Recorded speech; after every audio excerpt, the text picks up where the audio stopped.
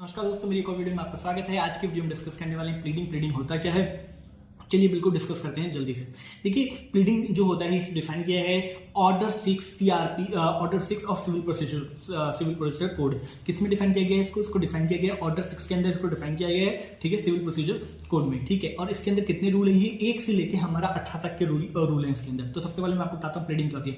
So pleading are the statement, pleadings वो statement होती है which is given by parties, जो कि पार्टीज के द्वारा दी जाती है सूट किसी सूट में। अगर दो लोगों के बीच में कोई केस चल रहा है और जो पार्टी स्टेटमेंट देंगी, डिफेंडर और प्लेंटिफ जो स्टेटमेंट्स देंगे नॉन एज प्लीडिंग्स, उन्हें प्लीडिंग्स कहते हैं, ठीक है। तो whenever someone right is infringe, जब किसी का राइट इन्फ्रिंज हो जाता है तो वो कोर्ट जाता है। कोर्ट जाने के बाद वहां पे वो ट्रायल के लिए वहां पे डालता है, मुकदमा डालता है। तो सबसे पहले प्लीडिंग देता है कि ठीक है, जो डिफेंडर प्लेंटिफ होता है अपनी प्लीडिंग देता है कि जी ये मेरे साथ हुआ है। फिर डिफेंडर उसका अगेंस्ट में रिप्लाई देता है।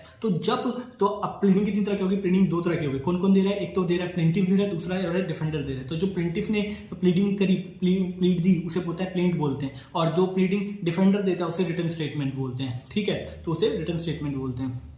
एक चीज हो गई। दूसरा, जब कभी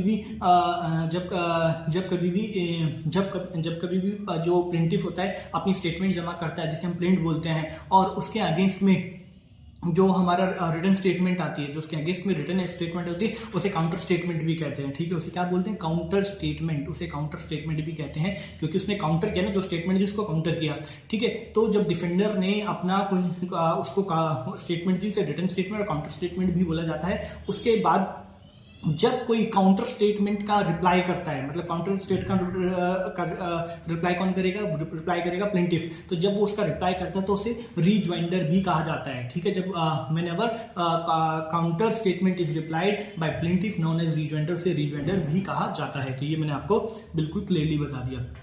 इससे मुझे एक चीज बात और याद आती है, जब प्लेंटिफ आपका कोई स्टेटमेंट देता है और जो आपका डिफेंडेंट होता है वो रिप्लाई करता है, ठीक है, एक एफिडेविट के फॉर्म में, तो उसे रीकाउंटर एफिडेविट भी कहते हैं। रीकाउंटर एफिडेविट या री एफिडेविट या रीकाउंटर एफिडेविट भी कहते हैं, ठीक है। तो आप चाहे तो रीकाउंटर कर रहे हो या रीकाउंटर एफिडेविट देके कर रहे हो। तो ये मैंने आपको 2 तरह की लीड्स बता दी और उसके बाद के भी मैंने आपको बता दिया। प्लेंटिफ की पॉइंट ऑफ व्यू से प्लेंटिफ प्लीडिंग है और आपके क्या नाम है, डिफेंडर के पॉइंट ऑफ व्यू से रिटन स्टेटमेंट आपका प्लीडिंग है, ठीक है। अब डिस्कस करते हैं इसके क्या कहते हैं कि कौन कौन से रूल्स में क्या क्या गया। रूल 1 के अंदर बताया गया है कि प्लीडिंग क्या होता है, प्लेंट क्या होता है और रिटन स्टेटमेंट क्या होती है। ये सारी चीजें बताई गई हैं रूल 1 के अंदर। रूल 2 के अंदर ये बताया गया है कि फंडामेंटल्स एंड प्रिंसिपल्स क्या है प्लीडिंग के, ठीक है। फंडामेंटल प्रिंसिपल पहले में कि वो है क्या, प्लेंट क्या है, प्लेंट्स क्या है और डिफेंडर क्या है, रिटन स्टेटमेंट क्या है। मतलब प्लेंट क्या और रिटन स्टेटमेंट क्या है ये बताया गया। प्लेंट और रिटन स्टेटमेंट बताए गए हैं 1 में, 2 में फंडामेंटल्स एंड प्रिंसिपल्स बताए गए हैं। प्लीडिंग के 3 से लेकर 13 तक बताया गया है कि जब आप प्लीडिंग देंगे कोर्ट के अंदर तो उसके साथ और क्या क्या चीजें आप प्रोवाइड करेंगे, ये सेक्शन 3 में बताया गया है। चौथे में बताया गया है कि जब आप प्लीड देते हैं तो उसको किस तरह से सिग्नेचर करके आपको देना है, कैसे साइन करना है, टेस्ट करके देना है उसको। ये आपको क्या 14 में, ठीक है। और 15 में बताया गया कि वेरिफिकेशन ऑफ प्लीडिंग, मतलब वेरिफिकेशन कैसी होती है प्लीडिंग की, जो सही है या गलत है इसका वेरिफिकेशन कैसे किया जाता है, ठीक है। 16 में बताया गया है कि कब जो आपकी प्लीड है रिजेक्ट टू प्लीडिंग, मतलब कोर्ट बाय कोर्ट, कब आपकी जो प्लीड है वो रिजेक्ट कर दी जाएगी कोर्ट के द्वारा, क्या क्या टर्म्स एंड कंडीशंस होंगे वो। और 17 में बताया गया अबेंडमेंट, जो कि इंपॉर्टेंट टॉपिक है, मैं आपके साथ डिस्कस भी करूंगा। और 18 में बताया गया जब कोर्ट जो है आपको ग्रांट करती है, लीव कर देती है, मतलब लीव ये कह देती है कि आप अपने प्लीड के अंदर अबेंडमेंट कर लीजिए और आप नहीं करते हैं तो उसके ऊपर क्या एक्शन होता है। तो उसके ऊपर ये एक्शन होता है 14 दिन के अंदर आप नहीं करते हैं तो आपका वो राइट इन्फ्रिंज हो जाता है, राइट खत्म हो जाता है, आप फिर अबेंड नहीं कर सकते, आपको कोर्ट से दोबारा रिक्वेस्ट करना पड़ेगा कि भाई मैं इसको अबेंड करना चाहता हूं, ठीक है। अब ये सारी चीजें मैंने आपको बता दिया, ठीक।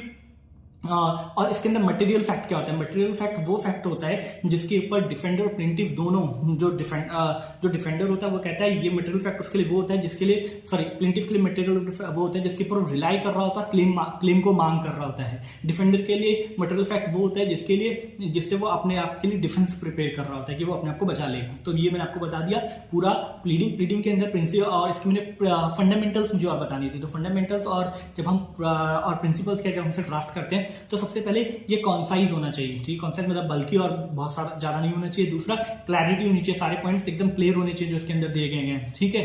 कॉन्साइज, क्लैरिटी और कट सी होनी चाहिए। जब आप दूसरी पार्टी को वो करेंगे, नोट करेंगे तो उसके तरीके से तमीज से बात करेंगे, कोड की अवहेलना नहीं करनी, गलत शब्दों का प्रयोग नहीं करना।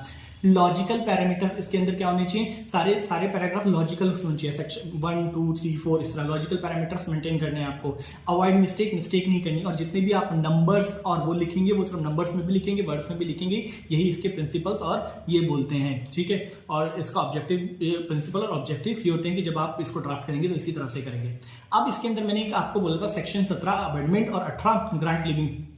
तो अमेंडमेंट क्या होता है, देखो इसके लिए आपको पता होना चाहिए कि अमेंडमेंट होता क्या है। देखो भाई, अमेंडमेंट ऑफ प्लीडिंग का मतलब होता है रिवीजन ऑफ प्लीडिंग, मतलब जब आप एक बार प्लीड दे चुके हो, आप अपनी प्लीड को सबमिट कर चुके हो, तो आप उसको रिवाइज कर रहे हैं, तो क्या कहा जाएगा, revision of pleading known as amendment of pleading. मतलब जब आप रिवाइज करते हैं प्लीडिंग को तो उसे अमेंडमेंट ऑफ प्लीडिंग कहते हैं, ठीक है। तो Whenever any person want, जब कभी भी कोई भी व्यक्ति चाहता है, ठीक है, कि वो अपनी प्लीड को रिवाइज करे तो वो कर सकता है। इसके लिए कोर्ट ने कभी भी कोई ऐसा नहीं बोला है कि आप अपनी प्लीड को कब रिवाइज करेंगे, नहीं करेंगे। मतलब कभी भी कोई भी व्यक्ति केस के किसी भी स्तर पे जाके अपनी प्लीड रिक्वेस्ट दे सकता है अपनी प्लीड को ऑडिट करने के लिए, ठीक है।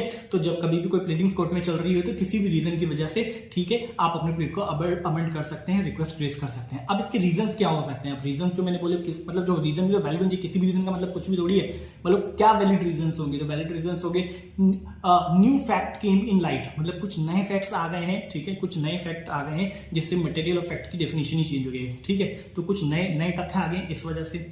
इनसफिशिएंट मेरिट ऑफ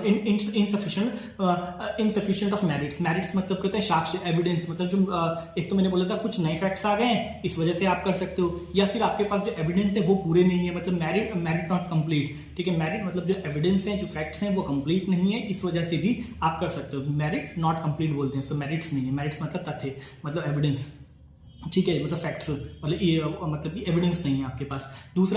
तीसरी चीज, मटेरियल फैक्ट का जो डेफिनेशन है, जो मटेरियल फैक्ट है दोनों के बीच में वो क्लियर ही नहीं हो पा रहा है, तो कोर्ट तब भी ऐसा करता है, ठीक है। जो मटेरियल फैक्ट की डेफिनेशन क्लियर ना हो पा रही है दोनों पार्टीज के बीच में, न्यू फैक्ट्स आ गए हों या मेरिट्स नॉट कंप्लीट हो, तो आपका अमेंडमेंट कर दिया जाता है, ठीक है। कोर्ट कहता है कि अमेंडमेंट किसी भी स्टेज पे किया जा सकता है, इससे ताकि मतलब जो केस है उसका सोल्यूशन निकल सके और किसी की राइट्स का भी हनन ना हो, किसी भी राइट के लोगों का हनन ना हो। At any stage of court pleading can be amended in pleading if pleading can be done if final pleading is submitted, अगर फाइनल प्लीडिंग जमा हो चुकी है उसके बाद आप कभी भी अमेंडमेंट कर सकते हैं to save the justice and right of the parties, ठीक है। अब उसके बाद अमेंडमेंट के कौन कौन से तरीके बताएंगे, 3 तरीके बताएंगे अमेंडमेंट के। पहला, कोर्ट ने ऑर्डर कर दिया इटसेल्फ कि भैया आप अमेंड कर लो। एक, इंस्टेंस ऑफ पार्टी एक्शन, आपने देखा कि पार्टी ने क्या करा है, मतलब कुछ ऐसी चीजें लिख दी हैं, अब आपको उनका जवाब देना पड़ेगा, इससे बढ़िया अपने प्लीडिंग में ही आप उसको सही कर लो। तो instance of party action, party के एक्शन पे आप अपने प्लीड को पेंट करते हैं। और तीसरा, रिवाइज ओवन प्लीडिंग, आप अपनी खुद की प्लीडिंग रिवाइज करते हैं जब ग्रांट लिविंग बाय कोर्ट, जब कोर्ट के द्वारा ग्रांटेड कर दिए जाते हैं तो आप अपनी खुद की प्लीडिंग को वो करते हैं। तो 2 तरह की प्लीडिंग होती है, कंपल्सरी और एक वॉलंटरी। तो कंपल्सरी कौन सी होगी, जब कोर्ट आदेश दे रहा है तो वो कंपल्सरी होगी। वॉलंटरी कौन सी होगी, बाकी 2, इंस्टेंस वाली और रिवीजन वाली। अब ये हो गया सेक्शन 17, ये मैंने 17 बता दिया था। अब सेक्शन 17 मतलब रूल 17 बता दिया था। सेक्शन 6 में डिफाइन है आपका क्या नाम है प्लीडिंग, और उसका रूल 17 मैंने बताते हैं। रूल 18 वही था कि मैंने बोलता ग्रांट कर दिया कोर्ट ने और आप बोले कि आप प्लीड को एडिट कर लो। अगर आपने अपनी प्लीड को 14 दिन के अंदर एडिट नहीं करा, 14 डेज के अंदर, तो कोर्ट कहेगा आपका राइट खत्म, अब आपको प्लीड को एडिट करने की जरूरत नहीं है, वो आपका राइट खत्म और उसको ऐसे ही मानेगी। फिर अगर आप चाहते हो तो फिर से दोबारा रिक्वेस्ट लेके जाओ उनके पास और बोलो कि यार हम एडिट करना चाहते हैं, प्लीज हमें मौका दिया जाए। तो मैंने आपको पूरा प्लीडिंग क्लियरली बता दिया, ठीक है। तो pleading is a statement given by the parties, जो पार्टीज के द्वारा दी जाती है। 2 तरह की प्लीडिंग होती है, एक प्लेंट के द्वारा दी जाती है और रिटर्न स्टेटमेंट, ये प्लीडिंग्स होती हैं, ठीक है। और फिर मैंने आपको रूल्स बता दिए, रूल 1 में डिफाइन किया गया है, 2 में प्रिंसिपल्स बताए गए, 3 से 13 में क्या क्या उसमें आपको लेके देने पड़ेंगे, 14 में बताया गया है साइन कैसे किया जाएगा, 15 में बताया गया है, 15 में क्या बताया गया, वेरिफिकेशन कैसे होगा, 16 में रिजेक्शन बताया गया है, 17 में अमेंडमेंट बताया गया, 18 में अगर आपको एडिट करना है तो 14 दिन में आप नहीं करते हैं तो फिर क्या होगा, ग्रांट जो दिया जाता है उसके लिए। तो थैंक यू सो मच। अगर आपको मेरा वीडियो अच्छा लगा हो तो प्लीज़ इसको लाइक कीजिएगा। और लास्ट में हमने बताया था प्रिंसिपल कंसाइज होना चाहिए, क्लैरिटी होनी चाहिए, अवॉइड मिस्टेक्स होनी चाहिए, कटसी होनी चाहिए और लॉजिकल पैरामीटर्स होनी चाहिए और नंबर्स में लिखा होना चाहिए। Thank you so much. अपना